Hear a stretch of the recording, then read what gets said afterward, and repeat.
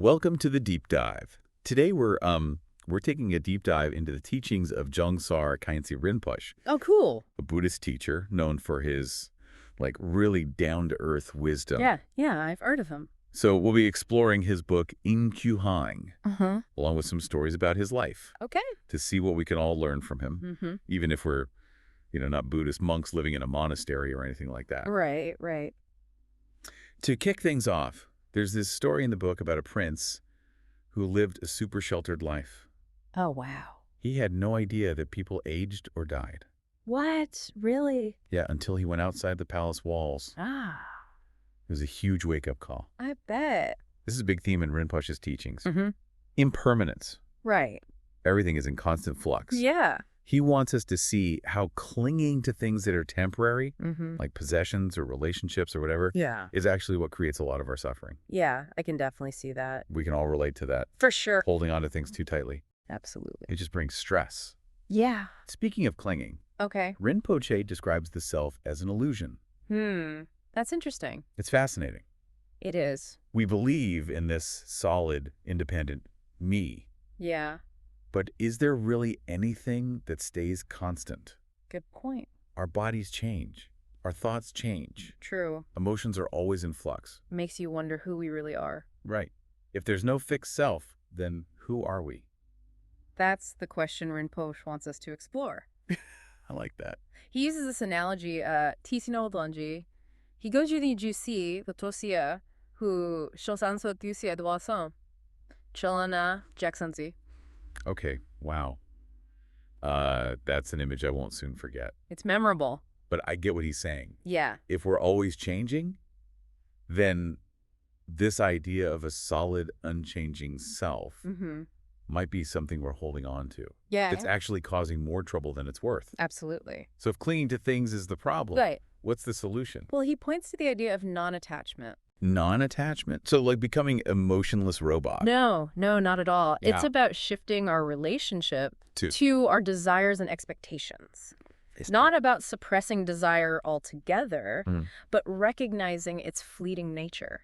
Okay. Like, we might crave that new phone or that perfect relationship, but the satisfaction we get from these things is temporary. That's so true. There's a story in the book about a businessman who always had to have the newest car. Oh, yeah. Every year, he traded in his perfectly good car. Wow. Just to get the latest model. Chasing that feeling of having arrived. Yeah, but it never lasted. It's like that saying, the grass is always greener on the other side. Exactly. But when we get to the other side, we just start looking for a new patch of greener grass. Exactly. So how do we break free from this cycle of wanting more?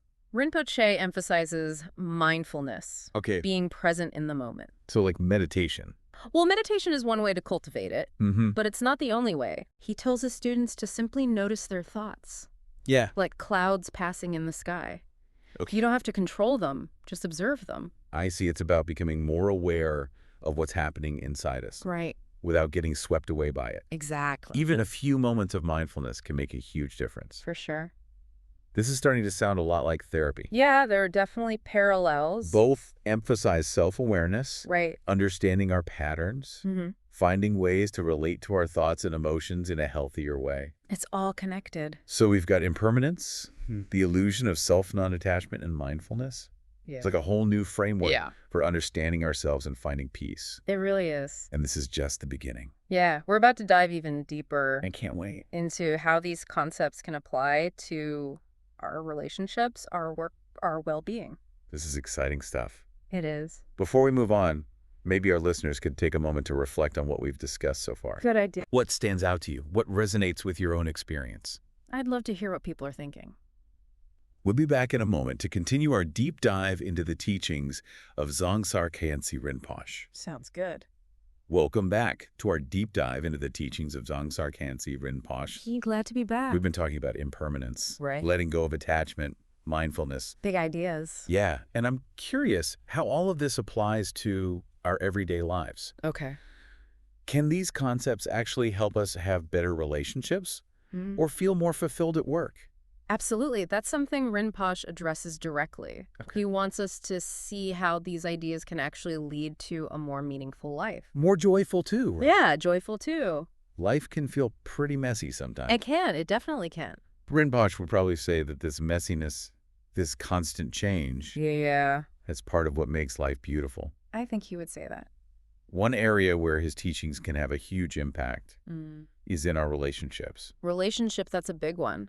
I think a lot of people struggle with relationships. For sure. Whether it's with family or friends or romantic partners. It's tough. One of the things Rinpoche emphasizes is that even our closest relationships are subject to change. Right. People change, circumstances change. Nothing stays the same. And that can be really hard to accept. It can. We might cling to how things used to be or try to control our loved ones so they don't change. Yeah, that never works out well. Right. And this clinging, this resistance to change. It creates suffering. So how do we navigate this? What is the question? How do we have healthy, loving relationships while also accepting that they're impermanent? Rinpoche would say it starts with cherishing the present moment.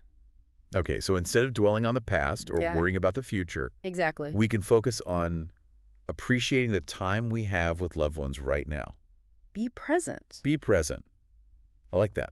Yeah. Like savoring the moment instead of stressing about the dishes. And this isn't about ignoring problems or pretending everything is perfect. Right. It's about shifting our focus to what we can appreciate. Yeah. Even amidst the challenges. Find the good. This reminds me of something I learned in therapy. Oh, yeah. That idea of practicing gratitude. Gratitude, that's powerful. It's so easy to get caught up in what's wrong. It is. But actively looking for things to be grateful for, it can really shift our perspective. It can change everything. And this gratitude ties into another important aspect of Rinpoche's teachings. Okay, what's that? Compassion. Compassion. Interesting. So it's not enough to just accept that things change. Right. We also have to be kind and understanding. Compassion flows naturally when we understand impermanence. How so? When we recognize that everyone is subject to suffering, everyone experiences loss, disappointment, pain, it becomes easier to cultivate empathy and kindness. So we can all relate to each other on that level. We're all in this together. Okay, so relationships are one big area where Rinpoche's teachings can make a difference. Right. What about work? Work. So many people are stressed about their jobs or feel unfulfilled in their careers. Absolutely. Can these concepts help with that too? Rinpoche emphasizes the importance of aligning our actions with our values. Values, okay. So it's not just about chasing success or money. But finding work that feels meaningful. Right. Work that contributes to something larger than ourselves. So it's not like we all need to quit our jobs and join the Peace Corps. Not necessarily. Okay. It's about bringing that sense of purpose and meaning to whatever we do. Yeah, whether we're a CEO or a barista. I like that. It's a shift in perspective. So even if you're not in your dream job, you can still find ways to make it more meaningful. Find the good. Treat your coworkers with kindness. Do your work with integrity. Yeah. Find ways to make a positive impact. Even in small ways. It's about making a life. Not just a living. I'm starting to think about my own work. Yeah. There are days when I feel stressed or uninspired. I hear that. But remembering to focus on the things I'm grateful for. Right. And how my work can contribute to something positive. It can make a difference. It can. It sounds like you're already putting these teachings into practice. I try. That's what matters. Okay, so we've talked about relationships and work. But what about just dealing with the ups and downs of life in general? Life. Oh, boy. Life throws a lot at us. It does. Disappointment, loss, unexpected challenges. Yeah, all of that. How does Rinpoche's teachings help with that? He emphasizes the importance of letting go. Letting go? So like giving up? No, not giving up. Okay. It's about releasing our attachment to outcomes. Oh, I struggle with that one. It's hard. I like to have things figured out. I get it. But life is unpredictable. It is. Clinging to our expectations can create stress and anxiety. So much stress. So it's about finding that balance. Balance, yeah. Between striving for what we want and surrendering to what is. Acceptance. This makes me think about the Serenity Prayer. Oh, yeah, the Serenity Prayer. Grant me the serenity to accept the things I cannot change. Courage to change the things I can. And wisdom to know the difference. That's it. It's about finding that wisdom. Yeah. To discern what we can control and what we can't. And then focusing our energy on what we can influence. And accepting the rest. Accepting the rest. That's the key. And that acceptance, that surrender. And it can be liberating. It allows us to flow with life's changes. Instead of constantly resisting them. Go with the flow. This is a lot to take in. It is. We've covered so much. Relationships work, letting go of expectations. It's all connected. It is. These teachings offer a whole new way of approaching life. A new perspective. One that's grounded in awareness, compassion. And the understanding that everything is always changing. I'm starting to feel that shift in perspective already. That's great. But let's pause here and give our listeners a chance to catch their breath. Good idea. We'll be back in a moment to wrap up our deep dive. Okay. And explore how you can continue applying these teachings in your own life. Welcome back to the deep dive. It's amazing how much we've covered, exploring the teachings of Dzongsar Khyentse Rinpoche. There's a lot of ground. And it's like pretty profound stuff too. It is deep stuff. Like the illusion of self and the power of letting go. Yeah, big concepts. But you know what strikes me? What's that? Is that his teachings aren't just for Buddhist monks right. living in a monastery. And for everyone. They're actually super applicable to everyday life. I think that's what makes Rinpoche so unique. Yeah. He's able to bridge that gap. Between ancient wisdom and modern living. He uses humor, real life example, pop culture references to make these concepts accessible. To everyone. Yeah, exactly. Remember that Janet Jackson analogy? Yeah, that was a good one. It definitely got me thinking about the idea of self. In a whole new light. And honestly, it seems like a lot of what Rinpoche teaches aligns with what a lot of us are learning in therapy or through personal growth work. There are definitely some overlaps. Right, like self-awareness, mindfulness, understanding our emotional patterns. It's like they're different paths leading to the same destination. What's that? Greater peace and well-being. So for someone who's completely new to all of this, where would you suggest they start? Oh, that's a good question. What's the one key takeaway? From Rinpoche's teachings. Yeah, that they could apply to their lives today. If I had to pick just one, it would be mindfulness. Mindfulness, okay. It's the foundation of everything else. Of everything. Non-attachment, compassion, even understanding impermanence. And it doesn't require a major lifestyle change? No, not at all. Okay, good. Because sometimes I get a little intimidated. I know what you mean. By these spiritual practices. Yeah. Do I need to be sitting on a cushion chanting for hours? You don't have to do that. Okay. Few. Mindfulness can be as simple as taking a few conscious breaths. Throughout the day. Yeah, just noticing the sensations in your body. Yeah. The sounds around you, the taste of your food. I like that. It's about bringing your awareness to the present moment. No matter what you're doing. Exactly. Even in the middle of a crazy day.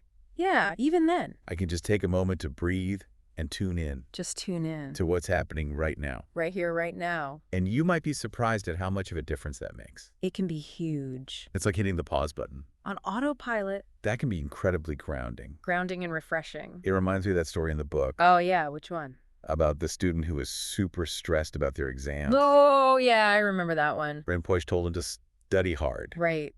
But to ultimately let go of the results. Let go of the outcome. To find joy in the present moment. Regardless of what happens. So much of our suffering comes from worrying. About things we can't control. Mindfulness helps us break free from that cycle. It does. So as we wrap up our deep dive into the teachings of Dzongsar Khyentse Rinpoche, I want to leave you with this thought. Okay. Remember that prince who thought he was immortal? Yeah, the one who had never seen death?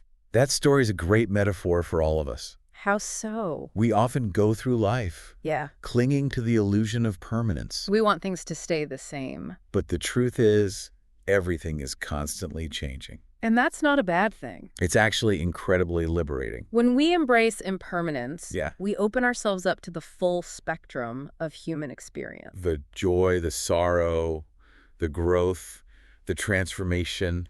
All of it. It's like riding a wave. I like that analogy. Sometimes you're up, sometimes you're down. But it's all part of the ride. Exactly. Yeah. So be present for the journey. Be present. Cultivate mindfulness in your everyday life. And remember that wisdom is always available. To those who seek it. Keep exploring. Thanks for joining us on this deep dive, and until next time. Keep learning, keep growing. Bye, everyone.